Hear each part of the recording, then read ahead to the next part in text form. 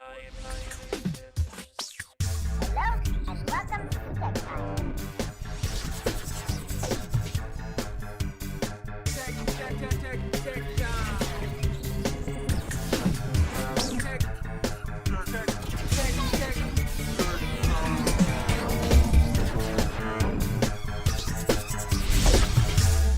Hi, everybody. Welcome to Tech Time, the show based on gaming and the people that drive it. My name is Ash, and I'll be your guide on this fantastic journey of discovery and enlightenment as we try and smash the shackles of ignorance and bring gaming from the darkness into the light. And with us, I always try to have some trailblazers and some pioneers in the world of gaming. And I know today we've got with us the producer of one of the biggest games in the world, and one of the biggest franchises in the world. We have Graham Nardone from Sims 4, one of the producers of Sims 4. Hey, Graham, how are you? Hey, doing wonderful. I like that intro. Very bombastic. Thank you. I got to try the juices flowing straight away. Okay, so you are a producer on Sims 4. So what does that mean? To Joe Average who's going to be watching this, say, you're a producer. So what's your day-to-day role there with Sims 4? Well, production's really fun for me, honestly. I get to get my hands on just a little bit of everything, which is what I really enjoy about being a producer. So, any given day, I'm talking to the artists, I'm talking to the engineers, I'm getting to do fun events and interviews like this one. So I get to mix it up and always have something different going on. But honestly, kind of the biggest thing that I deal with is owning individual features in game, and producers really responsible for the quality that they go out the door at. So, ultimately, I think of production as the best advocate for our players, because we're in there every day. We're looking at the design. We're seeing how the features coming into the game. We're playing it. We're seeing if it's fun, seeing if it feels polished. And we get the final say on saying if it's good to go out the door yet or not. So that's kind of a big responsibility in terms of this is what our players are going to get their hands on in the final game. And I get the last call on how they get to play that. So it's just kind of a neat thing. Yeah, big responsibility, isn't it? Jeez, when you put it like that. No pressure, though, of course. Yeah. So, look, how do you get a job like that? Did you just look on Seek.com, or have you been with the company for a while, or how did that work? So I actually joined Maxis about 5 years ago. It's really easy for me to remember the date because they interviewed and hired me on the exact same day that The Sims 3 shipped. So June 2nd, 2009. Beautiful. So for people that don't know anything about The Sims, it's been going for a while now, hasn't it, Graham? Yeah, actually, we're coming up on our 15-year anniversary in February, so quite an established franchise. Yeah, that's quite a lineage there, and to be successful for so long as well. I mean, it's synonymous now with these types of games. I suppose you almost own that entire genre, don't you? Oh, yeah. I mean, it's kind of interesting. There's a lot of simulation games out there these days. Even more and more, I feel like you're seeing a lot of niche simulation games. But if you want a life simulation, we're kind of the only game in town right now. Yeah, that's true. So you took, now we're talking about Sims 4. You took this to E3 as well, didn't you? How was it received there, Graham? Oh, we had a wonderful time at E3. We actually tried to do something a little different there. When we were presenting to various audiences that were coming through to see the game.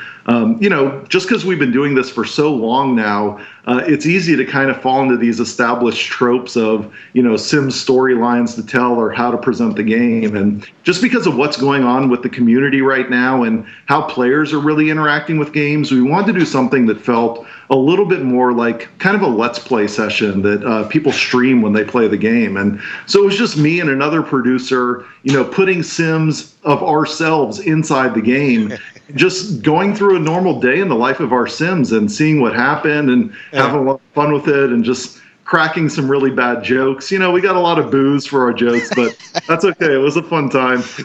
Well, that's fantastic. I mean, you guys, we work on some of this. You've got a lot of loyal fans, okay? And I mean, they are very passionate about this product. So you've got to do this with kid gloves, don't you? Yeah, I mean, our community is absolutely wonderful, and I think one of the best aspects of them is just being such a global franchise. It's not just people back in North America where we make the game. It's people all over Europe. It's people here in Australia that I'm meeting this week. People in Asia. Obviously, the game resonates with a wide variety of people. And we always take that into account, not only when we're developing the game, but when we're listening to fan feedback about kind of what they want to see and where we go next. Yeah. So just quickly, one more bit of housekeeping. So where is Maxis based? You guys based in America somewhere, are you? Your headquarters? Yeah, we are right with EA's headquarters, just south of San Francisco. Okay, so you're doing the world tour at the moment, are you? Yeah, well, I actually got the option. They told me I can go to Gamescom about 2 weeks ago, or I can do the Australia tour. And I've done Gamescom before. It's a wonderful show, but boy, is it exhausting. So I sent me to Australia. Because you actually are working, so you're looking at it from a different perspective to everybody else, aren't you? Yeah, of course. Yeah. Okay, so let's get into the meat and potatoes there if we can, Graham. So what's new with Sims 4? Well, one of the things that was really important for us with The Sims 4 was bringing the experience all back to being about The Sims. You look at us coming up on our 15-year anniversary, and just during that period of time, we've made an absolute wealth of content for The Sims to experience. But the one consistent throughout the entire thing is The Sims themselves. So really rethinking how players interacted with their Sims, how the Sims behaved, and then starting to layer a lot of depth onto the Sims by giving them real personalities, having them experience real emotions, and starting to think about how that impacts gameplay. And I think you see a ton of those changes come through, and it makes it feel like a fresh new experience. So is this a whole new game, or have you designed it from the ground up, or have you tweaked the Sims 3? No, this is an entirely new game. We're on a new engine that was built specifically for The Sims 4.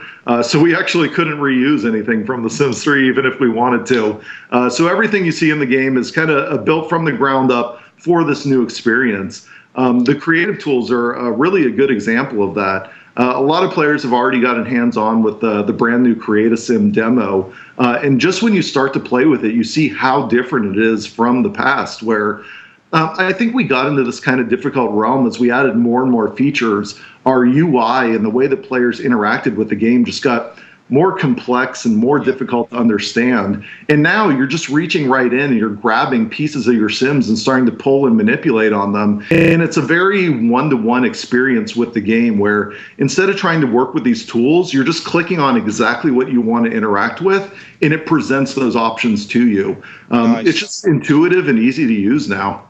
Yeah, that's a whole different approach, though, from the last versions of The Sims, isn't it? Yeah, absolutely. And how they feel about things. So now that we have these real depth of emotions in game, it really increases the depth of what you can do and what all the possibilities are. One of the past ones, like if your Sim was in a good mood, that was great. You had access to everything. But if you were in a bad mood, it really limited what your Sim could do. And now in The Sims 4, we don't make these kind of decisions about how you should play the game. So it's always something to explore no matter how your Sim's feeling. Fantastic. And I said, this is a real good, because you can get into different emotional states. You get like depression, get happiness, you can get joy, get anger. And these all get triggered within the game in some ways, don't they? Yeah, lots of different things that just unlock because of those emotions that you're in. So, if your Sim is sad and you went up to another Sim and started conversing, depending on how that Sim is feeling, maybe they make the decision to try and cheer you up. Alternatively, if you're telling them, one of your sob stories because you're so sad, they might become sad as well, and it affects the rest of your day. So conversations that you have or interactions with other Sims, it's not something that doesn't have any consequences 5 minutes later. It has this real ripple effect that kind of cascades down through gameplay.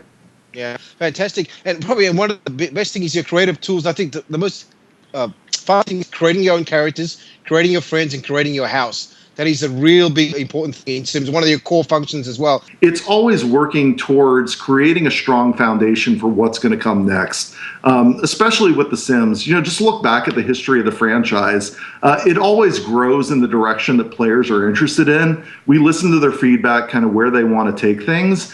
And let's look at Sims 4 base game in particular. It's got a lot of new things that have never been in the franchise before. Certainly it has returning features from other base games that players loved. We put new things in there from expansion packs previously that are now in the base game. Things like woodworking or bartending. Previously you had to buy other expansion packs to get that stuff. and now it's coming in the base game. And then, of course, there's going to be some features that didn't make the cut, but obviously whatever is important to our players, we're going to see that back in game, just as we continue growing the franchise. Fantastic. Will you ever have like a storyline-driven component in it at all? Like a real serialized Mills and Boone sort of story that come up for you guys? Story in terms of The Sims has always kind of been a very nebulous thing. We put a lot of light fiction in there, just kind of give a basic background for some of our popular characters. Sims 4 in particular brings back some fan favorite families from past games. So, the Goths, the Calientes, even the Landgrabs, they're all back in there for players to play with. But really, when we put those base kind of suggestions in place about who they are, we want to let players take them and kind of grow those characters into their own story with them, rather than trying to dictate a specific fiction to anybody. One thing I was just thinking about, could you upload your pictures of yourself into the game? Is that functionality available? Have you ever thought about anything like that?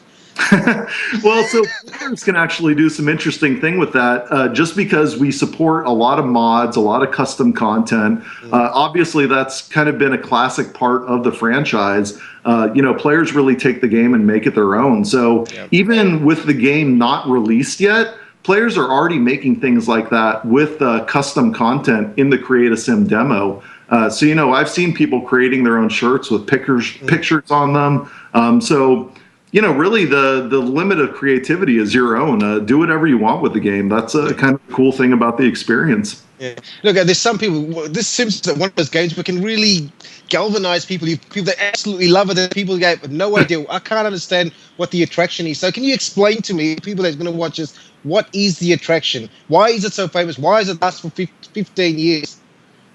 Well, I think with The Sims in particular, it's because we don't really have one correct way to play the game. When we look at the types of people who play The Sims, it's actually interesting in that it's a fairly even split between 4 different types. There's the very creative types who love to create Sims and build their own homes, and they barely even touch live mode.